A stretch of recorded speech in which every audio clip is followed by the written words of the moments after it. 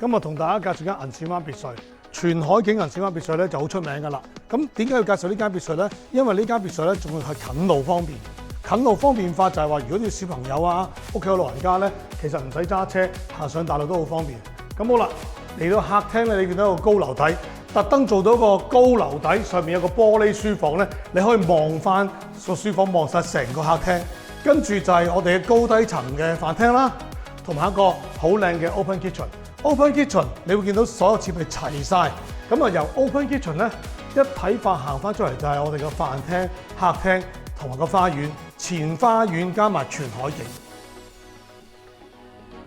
上半層咧就係我哋頭先講高樓底，跟住轉過嚟咧就見到個玻璃書房喺度做緊嘢 work from home 咧，都望住個海嘅。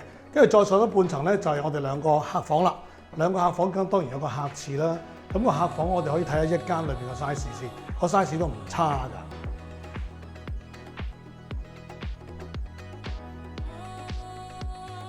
主人房梗係最靚海景啦，睇個 view。咁主人房我成日都話一定要套房啦。咁今次個套房咧，嗰個洗手間咧都唔差嘅，亦都好 modern 嘅。咁呢個就係主人房嘅套房啦。嗱，有高樓底咧，一定有高低天台啊。咁高低天台咧，快啲過嚟睇下。我哋會望翻成個銀線灣全海景。頭先講呢個屋苑好近大路，亦都好近我哋好出名嘅銀線灣沙灘。你睇下前面係真係冇嘢擋到你㗎啦。如果大家有興趣，可以 WhatsApp 我，或者撳下邊嗰條 link 睇多啲間屋嘅資料啦。